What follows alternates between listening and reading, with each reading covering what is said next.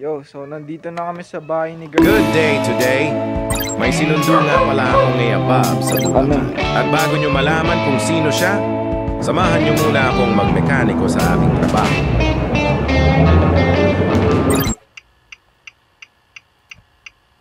So alas 8 ng umaga nga pala ang pasok ko. Halika, samahan nyo muna akong mag-asikaso. Medyo nagmamadali na din pala ako. Kasi iniiwasan ko na rin kasing malate. Lagi kasi akong nabibigyan ng memos kaya ginagawa natin ang best natin na makapasok as soon as possible. Mahigit 10 kilometro nga pala ang layo ng work ko sa bahay namin. It means kailangan kong pagkasyahin ang 10 minuto kong remaining time sa 20 minuto na biyahe. Ayos, di ba? And finally, nakarating na din tayo ng casa. Ang tanong kung umabot ba? Let's see! So simple lang naman ang plano. Mag-work! Galingan sa work! Walang ibang gagawin kung hindi mag-work. Magtrabaho pagkatapos mag-work. Mag-work habang busy magtrabaho. Magpaka-busy habang nagwo-work. Maging isang magaling na worker. Mag-work ng walang tinatapakan na tao. Mag-work ng may husay at tiyaga. Magtrabaho ng mainam. Magtrabaho hanggang tumanda. Halika at samahan niyo akong magtrabaho habang buhay. Kasi after work, pupuntahan na natin si baby girl. Kaya halika, trabaho muna tayo. At ito na yung last. Let's go. Yo, kakatapos nga na pala namin mag-work. So, pupunta na kami sa bahay ni baby girl. At isasama ko nga pala si Jake. Ito nga pala si Jake. Boy, what's up, man? Yeah, boy. Let's go. After work at dumiretso na kami ni Jake papunta sa bahay ni baby girl. Anong reason kung bakit ko siya sinama? Mamaya malalaman nyo kung bakit. Habang nasa biyahe kami, bumili na rin kami ng pasalubong para kay baby girl.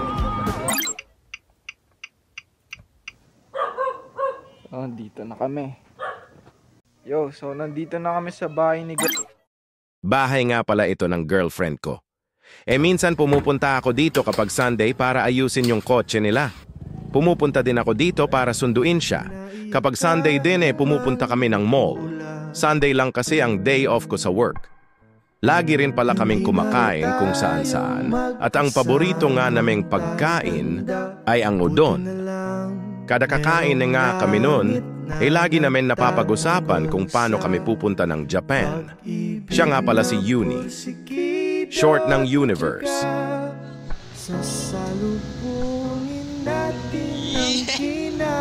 Sadly, hindi nga pala siya yung babaeng susunduin ko ngayong araw. Nasa Australia na kasi siya ngayon at malayo na kami sa isa't isa. Sabi nga ni Charles Dickens, "The pain of parting is nothing to the joy of meeting again." Gagawa at gagawa kami ng paraan para magkita ulit. At iyon ang sigurado. Pero teka. Kung hindi si girlfriend ang susunduin ko sa bahay nila, sino nga ba itong abab na susunduin ko? Gusto ko nga palang ipakilala sa inyo ang bago kong baby. Si baby Sydney. Ang ganda ng tunog, ah. Ingay pala yan. Ang ingay sa daan.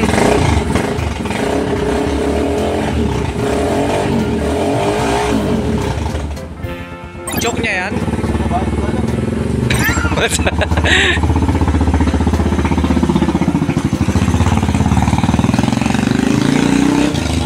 Angas!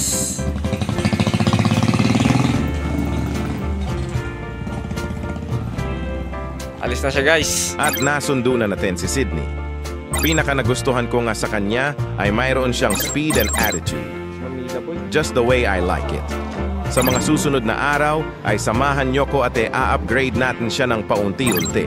Sa ngayon hanggang dito na lang muna. Hanggang sa muli. Paalam!